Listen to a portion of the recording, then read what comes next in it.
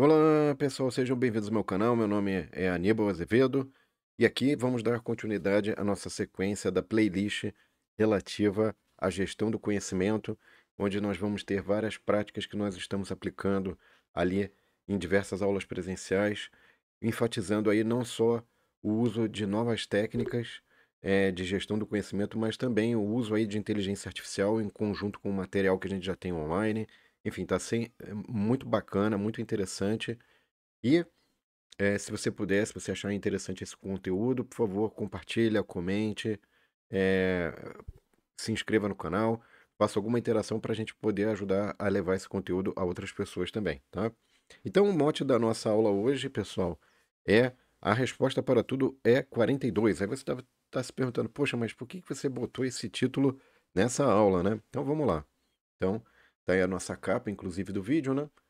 E aí a questão é a seguinte, pessoal, a gente se inspirou nesse livro aqui, né? O Guia do Mochileiro das Galáxias, que na verdade depois virou uma série, né?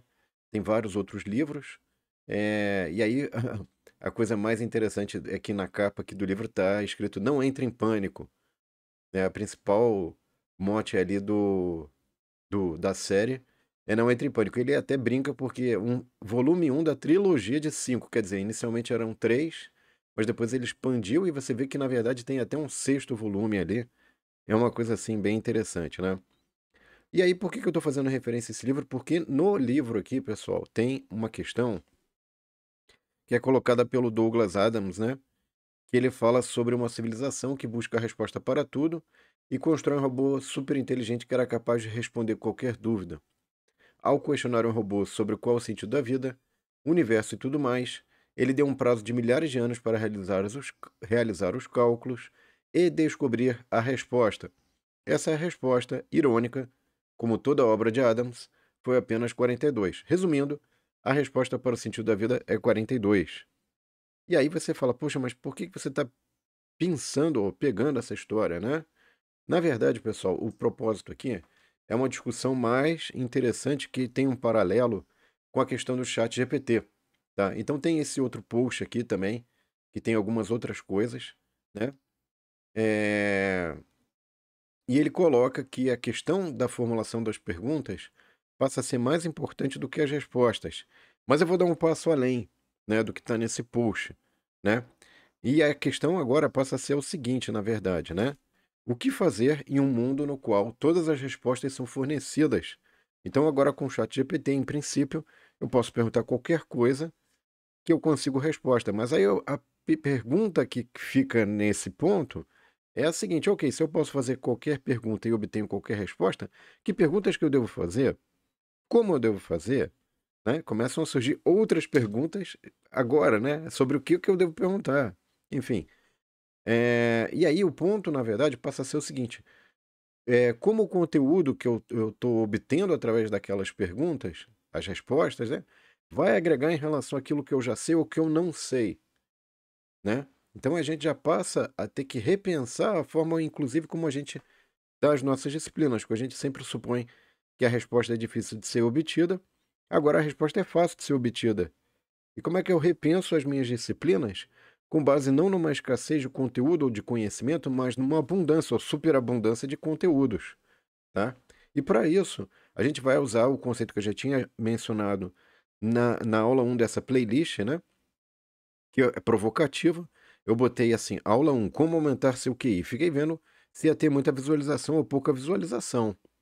Hum, será que quando a pessoa viu o card assim, aumente o seu QI, ela não clicou nesse card? É um card provocativo, né? Fala assim, você não quer aumentar o seu QI? É isso mesmo? Será? Inclusive deve ter aparecido o card aqui em algum lugar da aula passada, né? Mas brincadeiras à parte, pessoal, qual a relação que eu obtenho numa resposta a uma pergunta em relação ao meu mapa de ideias e conceitos atual? Como é que eu expando minha rede de conhecimento? Será que eu tenho um mapa disso? E é justamente sobre o que trata a aula um, tá? Aqui a gente tem alguns livros interessantes. Eu não estou vendendo livro nenhum, tá? Eu estou colocando livros que são interessantes em cima dessa proposta que eu estou colocando. Então, mais do que nunca é importante você começar pelo porquê, ou encontrar o seu porquê. Então, esses livros do Simon Sinek são interessantes.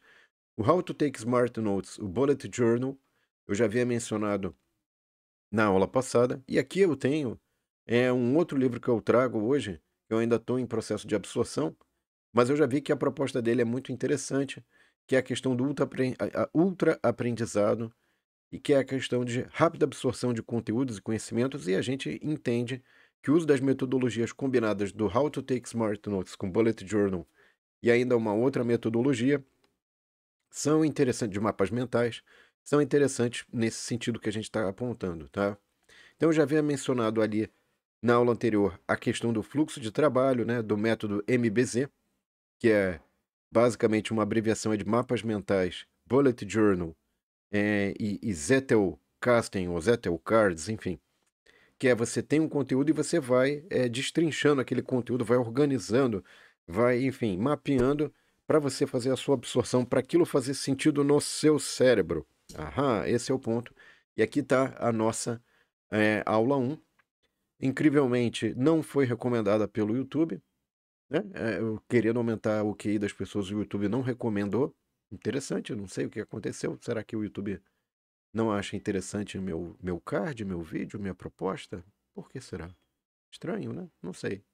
Enfim, vamos lá. E aqui a gente tem uma coisa interessante também, que foi a gente tinha feito uma dinâmica em sala de aula sobre a questão de avaliação da disciplina e a gente construiu um mapa mental, incluindo aí o fluxo das principais perguntas que são colocadas, né? 90 a 80% das perguntas vão girar em torno da obtenção de nota, que é a questão de projetos em grupo.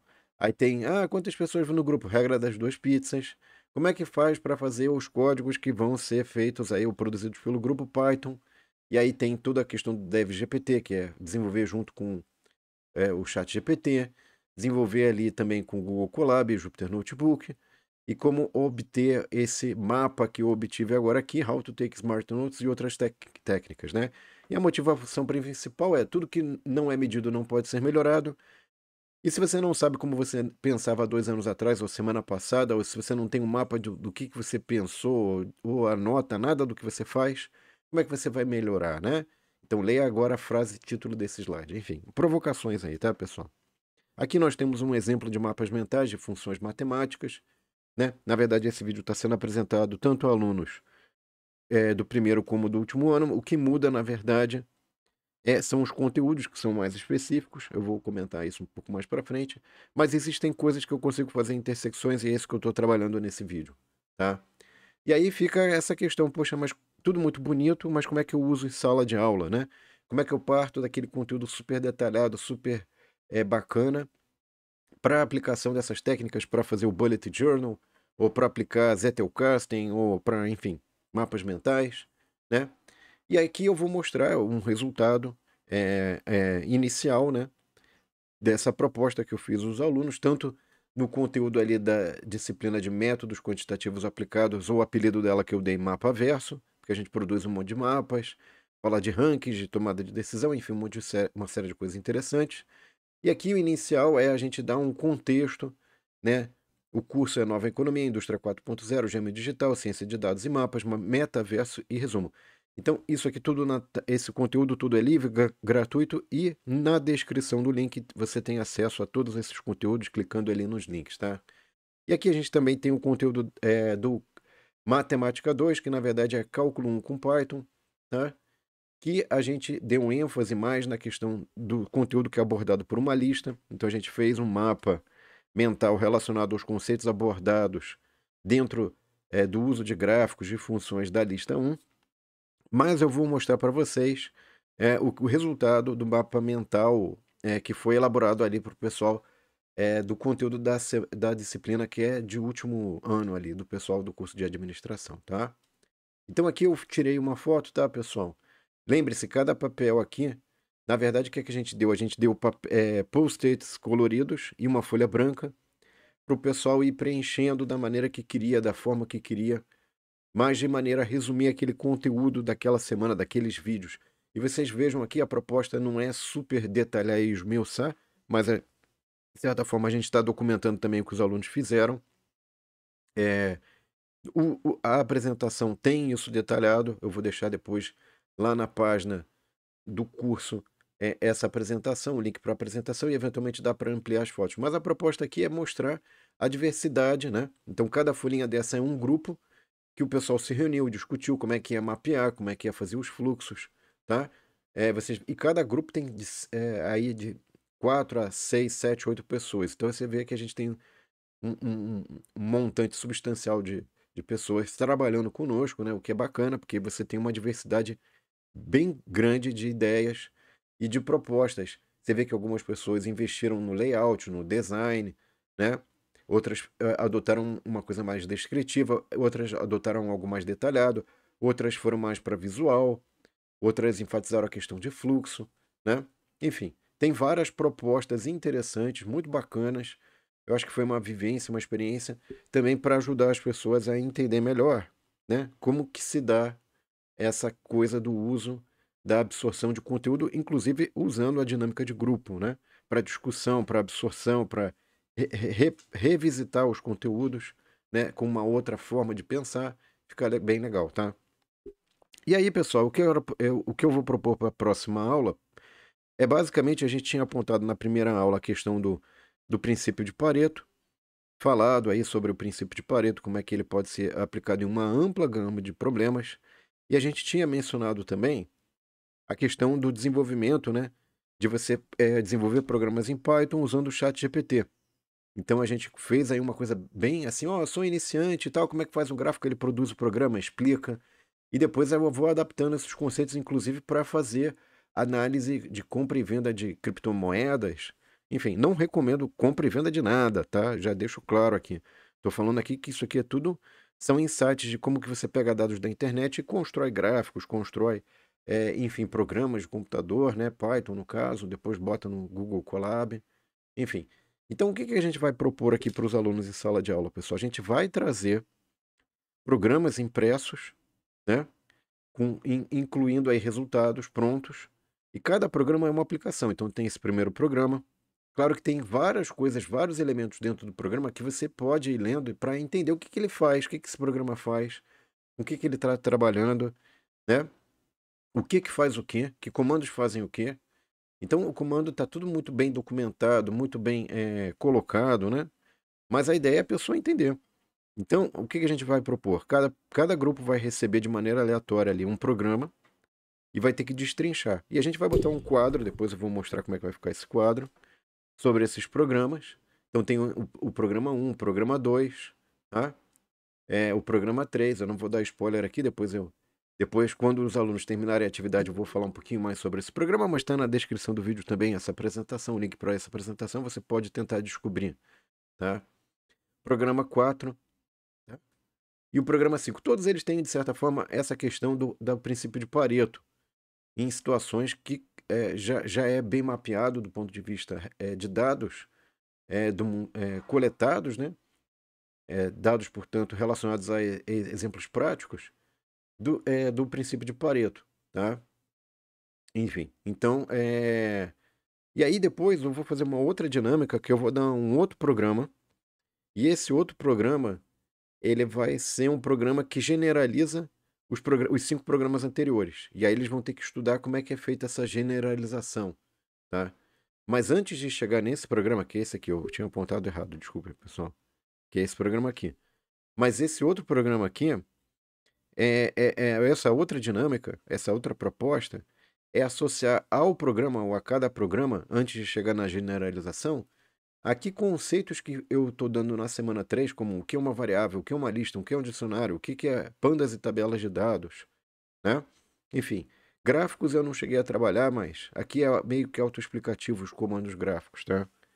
E tentar descrever essas funcionalidades ou onde é que aparece cada conceito dentro do programa.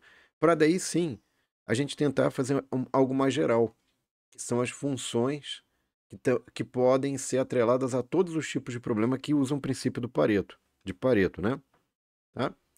Aqui nós temos, inclusive, a execução do programa. E se você me acompanha até aqui, você tem um bônus, pessoal. Eu esqueci de falar no início lá, que se você me acompanhasse até o fim do vídeo, você ia ter um bônus. Qual que é o bônus? O bônus eu tenho aqui, e está na descrição do vídeo, o link do chat GPT, que foi usado para gerar essas atividades. E mais, o link do Google Colab que aproveitou os códigos gerados pelo ChatGPT rodou e fez esses gráficos, enfim. Isso aqui eu não consigo ainda gerar dentro do ChatGPT, tá? E aqui ele mostra que, de fato, eu posso aplicar para diferentes conjuntos de dados, aquelas funções gerais. Eventualmente, é claro, eu poderia melhorar esse programa, podendo, inclusive, dizer qual vai ser a cor dos gráficos de barras. E aí fica como uma proposta, inclusive, para você, se você quiser. Se você é uma pessoa que se interessa por programação, enfim. E próxima aula, pessoal, o título é provocativo. Somos todos ciborgues? Né? Ou ainda, todo mundo tem um plano até tomar o primeiro soco na cara. Mike Tyson, expectativa versus realidade. Ok? Muito bem. Então, se você quiser saber mais sobre essa aula, aguardo você no próximo vídeo. Um abraço e até lá, pessoal. Tchau. Lá teremos a resposta dessas perguntas. Tchau.